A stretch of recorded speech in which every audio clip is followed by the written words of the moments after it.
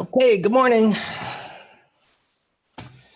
Maybe today could be the day where at a minimum, the markets can trade above at least one day's high and see what it could do. So some signs of a bottom, an attempt, let's just say. The last attempts failed. So here we had this hourly stabilization. And remember, that was the Friday rally and followed by the gap down. Then another period of stabilization. And then we had this little sell-off, and the buyer showed up at the end of the day, which of course raises the question, was that just short covering or is it real? Well, this is real buying where institutions are coming in anticipation of a turn. They can't get in all in as we can and wait for the more ideal entry point.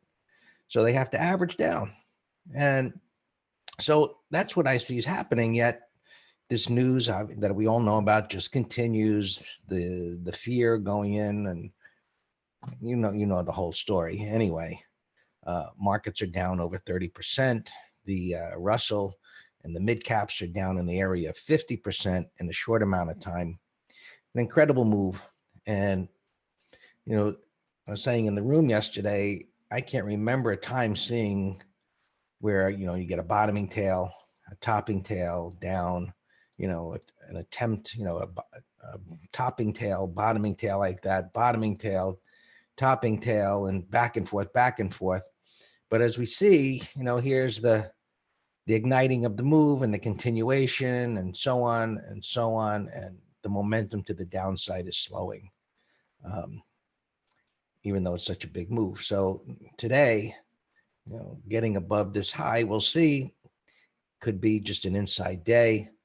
It's a rather large range. And right now, well, the futures are coming off of the low, which you can see over here. They were down further than that.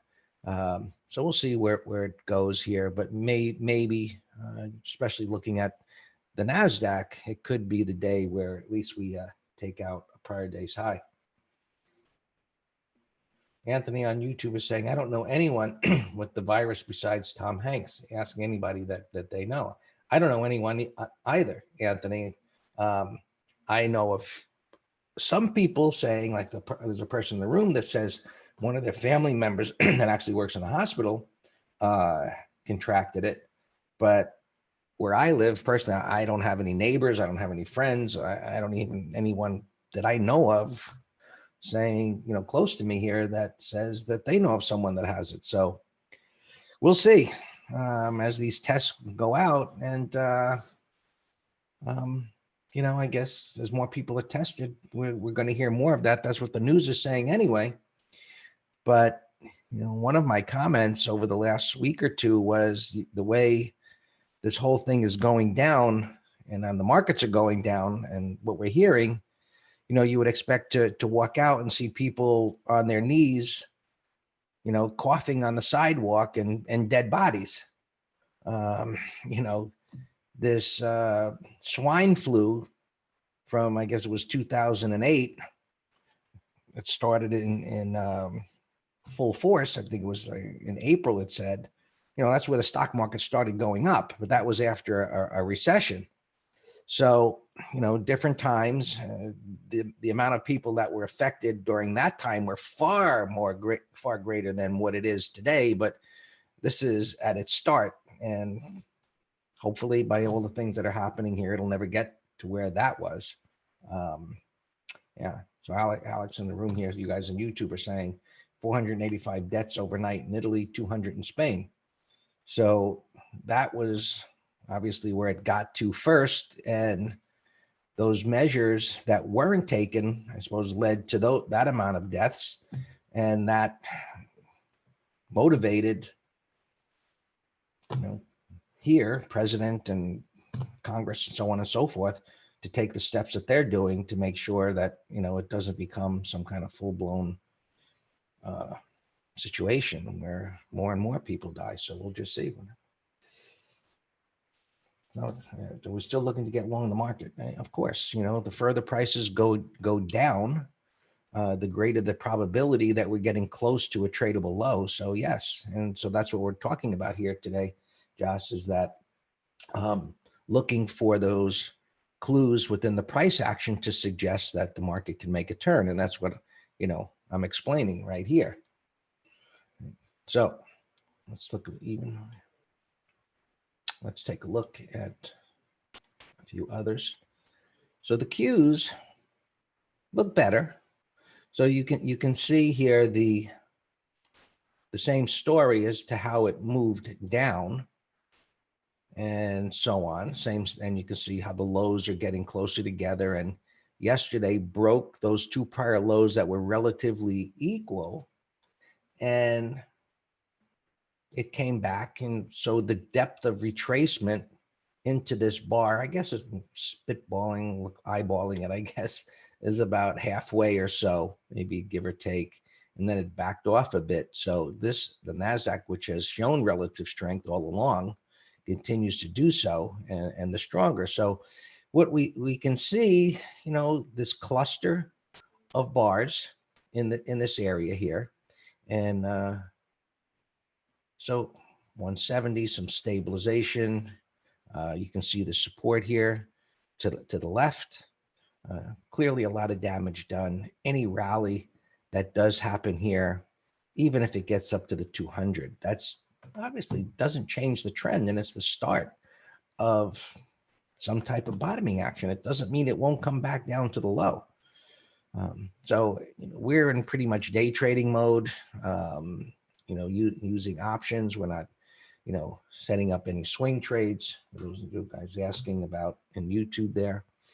So the gaps, that occur in the morning, what looks like it could go higher and giant gap down, or what looks like it can go lower and it gaps up, is just not an environment conducive to swing trading just yet. It'll come. In essence, what we really want to see for a real tradable low to put on swings is something like this. Some kind of choppy sideways price action, and then a big igniting bar on the daily chart. Historically, that is what created some nice moves off of a correction low like this. And the hard part is going to be this bar, when it happens on the daily time frame, is going to be a giant bar. And my experience is just get in with a big stop.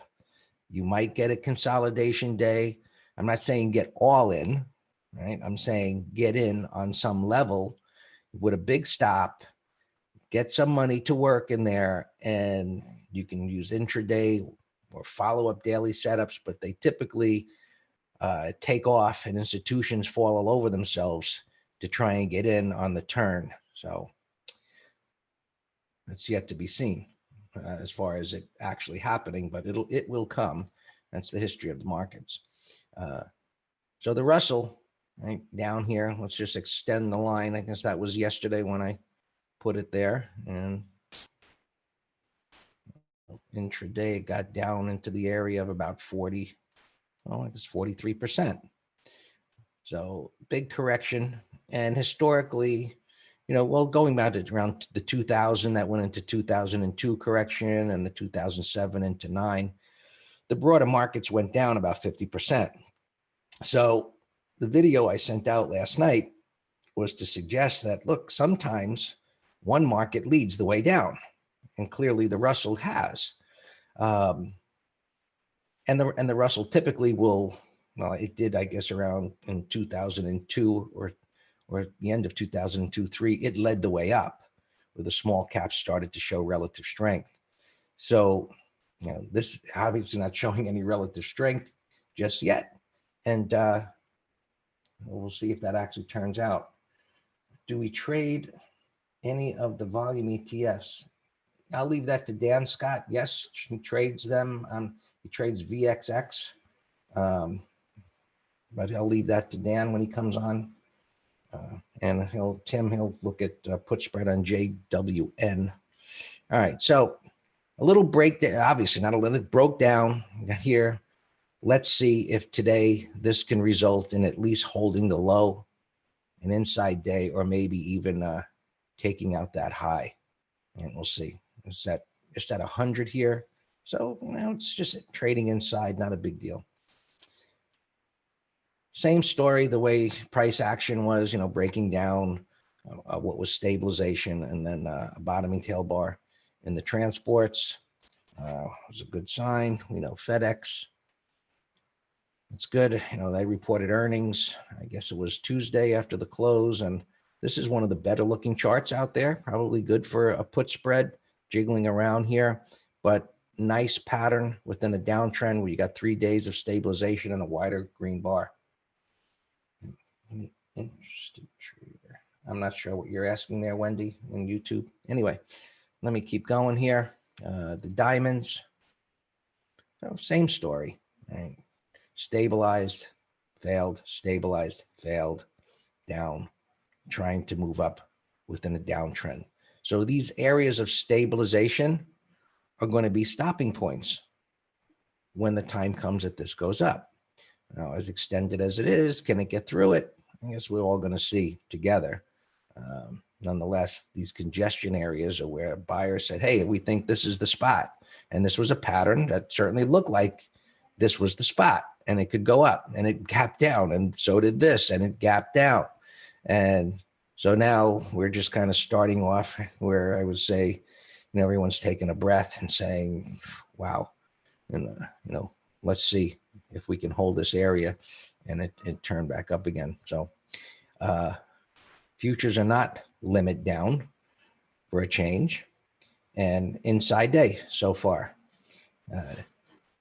I would love to see this turn into a green bottoming tail bar today. In other words, and you can see how this is starting to come up. Look at the price action here. I like this. This is nice price action. And this is only a 5-minute chart, but price action is universal across all time frames, the interpretation of that price action. So a nice momentum move up, and kind of what you might recognize as a small bull flag, which we call like bullish price action near resistance. So as this comes up, ideally this price action would have happened right at the high, where it's got room to blast off into the next little mini void on a 5-minute chart, rather than it consolidating under the swing high and then poking up into it. So we'll see how it handles that. I'm just explaining the ideal type of textbook price pattern versus one that is, it's okay, but getting through any area of resistance where the majority of trends are down tends to be more difficult.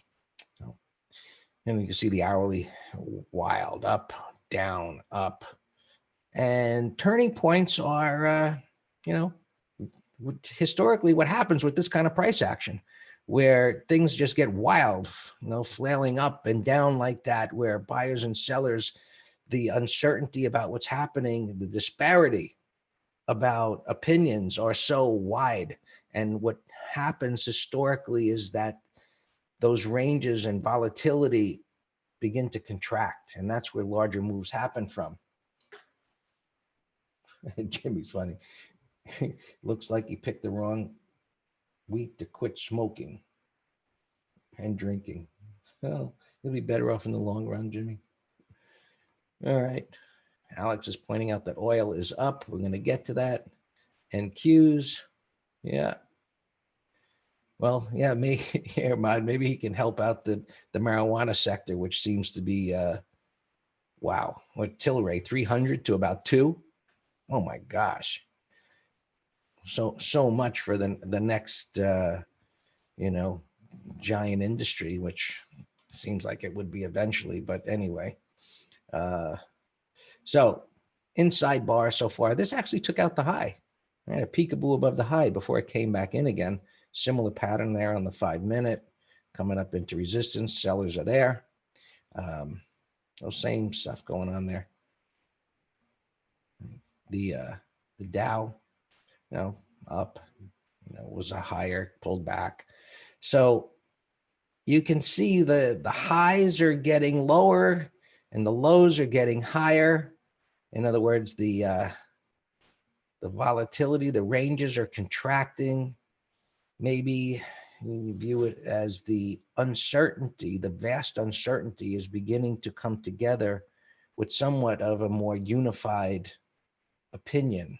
And so where, the trading begins to just bang against each other's heads, where the battle, begins to turn. And considering the extent of the move to the downside, I think it's common sense to have the opinion that, at least for in the short term, the battle can reverse to the upside to some extent. And we'll see how far that is. The Russell, right, same story. It's been stabilizing here, poked under the lows, coming back up again, and so on. Bonds up here, turning. They came down pretty hard, and just an inside day. Same thing here going on. Internals are cooked as cooked can be, Tony. I don't think it matters. I mean, I'll show them, but I don't think it matters what type of market internals anyone in this world is looking at. They're looking at things that are toasted, so can they get any more toasted? I suppose so, but they're beyond historic toast levels. So we'll see. Gold stabilizing down here, just got collapsed. Everything got smashed. Silver, well, green here, no big deal. It smashed through its long-term support. That's obviously in trouble. Internals, I say, typically poking down under these bands and under 1.2 would get the markets rallying, and breadth down to an extreme. Was able to get off the mat for 3 days and then down again. So you can see, while this is coming down, our sentiment here is actually moved up a little bit. Breadth still stinks, but better than it was while it was, it came, in other words, it came lower, and now breadth is, as much better as we could say, but still at a minus 300. There's still a lot of selling, obviously, going on, but it's dissipating a bit. And this is typically what happens in a bear market, where this was actually confirmation of the start of the move, where it gets to such an extreme in a very short amount of time. And those of you that are new in the room or new on YouTube, we were telling subscribers, we started here to say this is a problem. Deteriorating breadth and sentiment at this extreme, using leverage instruments to bet that this market was going to explode higher. And then it started to move down, as you can see here, and then went higher again.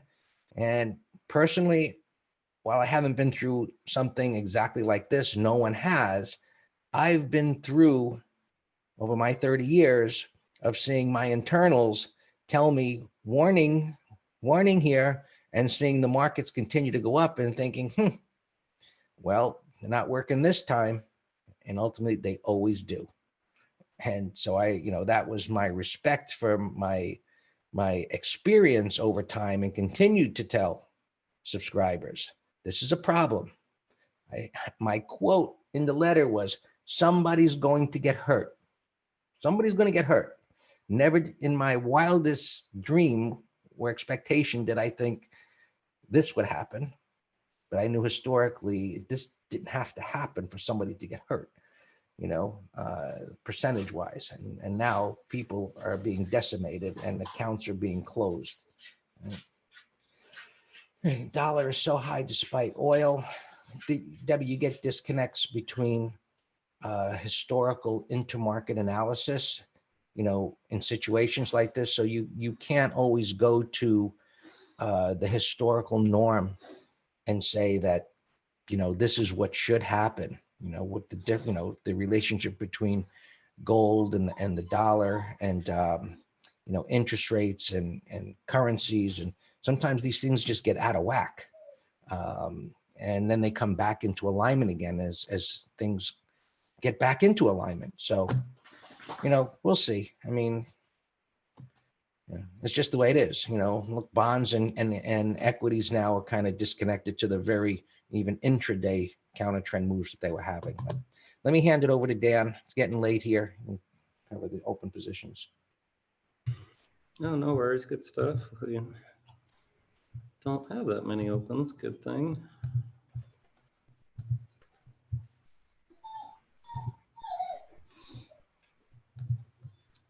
So this FedEx, yeah, that's a great put spread candidate. We still have a way out of the money Apple, a 205 put spread that expires tomorrow, and Netflix expires tomorrow. Those both look great. In fact, I'll be looking to add to both of them. Microsoft also.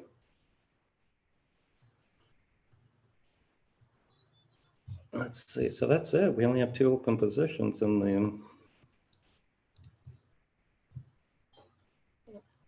the swing letter. We have a Boeing 85 and 75 that expires tomorrow. Disney way out of the money, 65 bucks.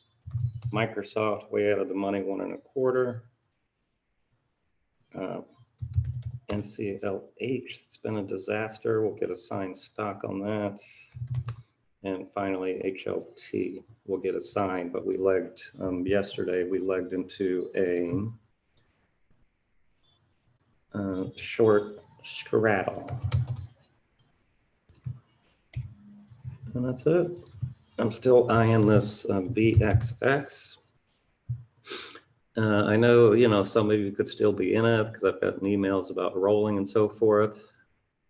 So here's the problem. When you roll a call or put spread that's deep in the money, then when you roll it, you're going to be paying more for the out of the money one. So what I like to do better, which I said with the HLT, is, then it's converting it to a different animal. So that's why, we did try to pick the top in this 1 or 2 times, and we took our stop. And this is why. I mean, we stopped out of this thing over this bar's high, and then we re-entered again on this day and stopped out. But we didn't sit through this 20 whatever point rally in your face. But this will come down. It's a mathematical certainty. I can't tell you the velocity of the retracement or the exact day, other than saying the first step is getting a convincing turn in the spiders. Do we have one yet? No. This is, I mean, you just heard Greg. Yesterday was the start of an attempt. Today is another start of an attempt. But no.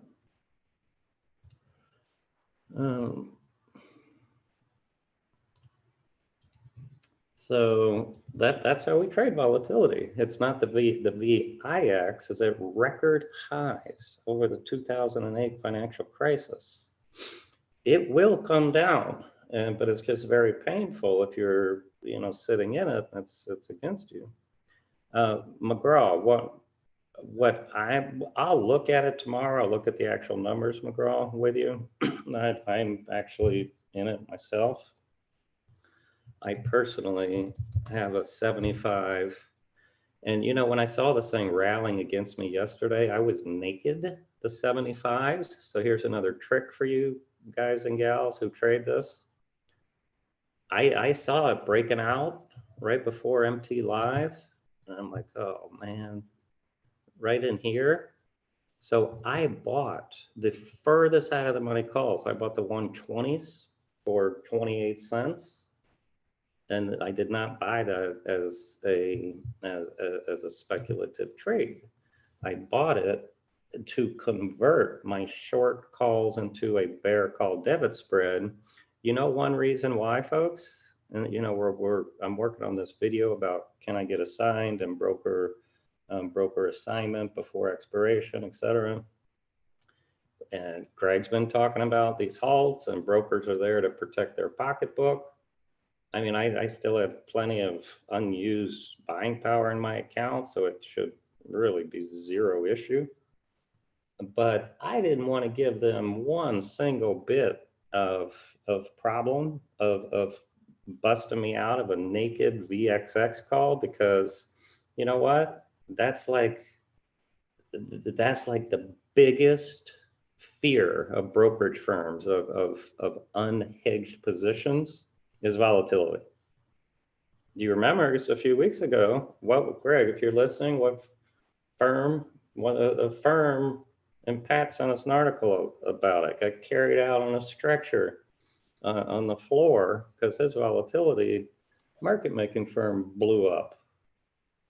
So anyway, I'm giving you a long story just to give you another kernel of knowledge that I did that. I paid cheap insurance. I paid, like I said, 28 cents a share just to have the flexibility of keeping the broker off my back, of busting me out of the trade early.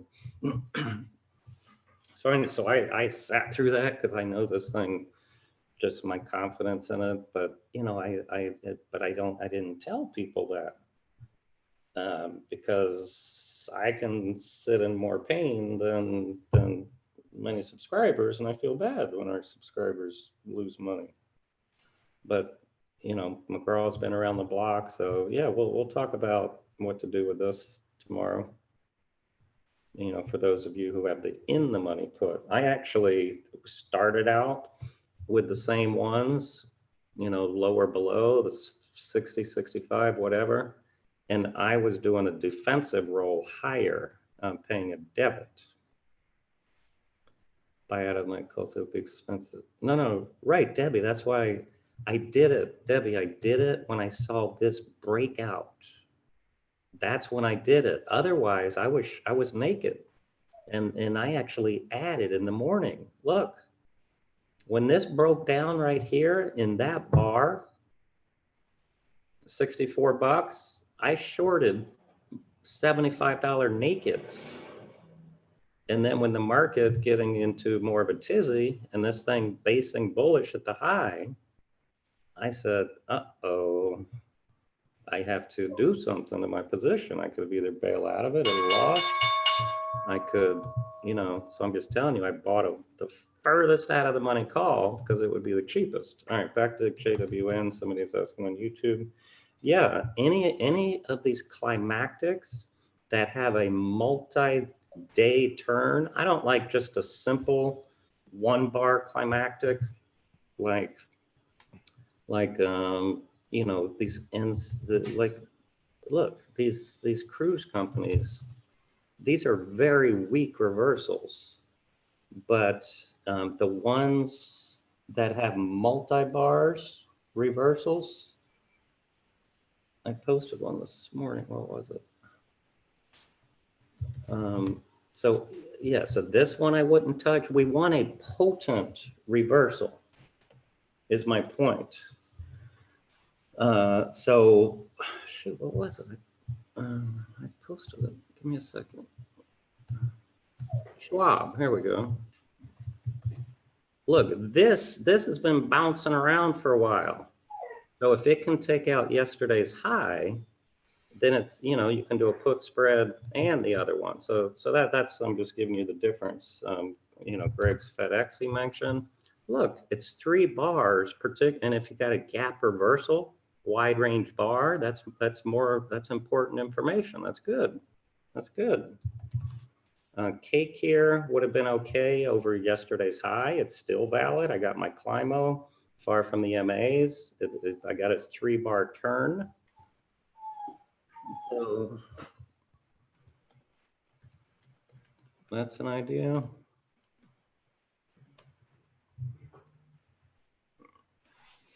Give me a second. I'm adjusting something here.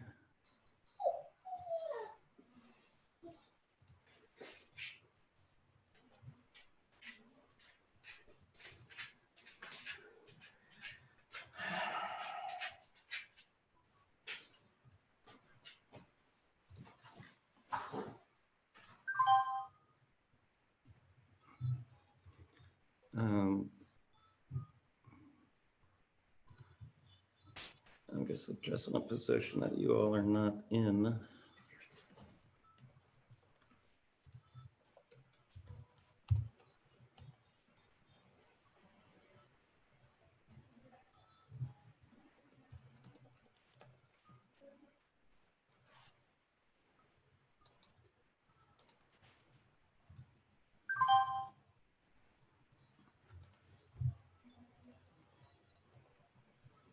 All right, done. All right, market's coming in a little bit.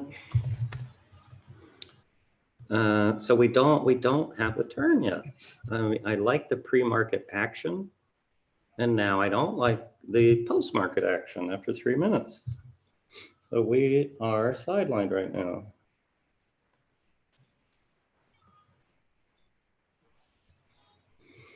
Just looking at the opens.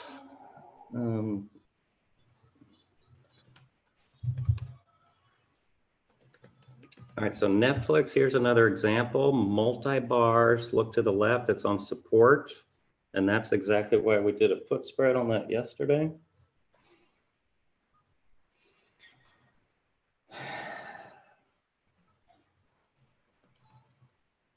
Let me see if we should move stop at break even.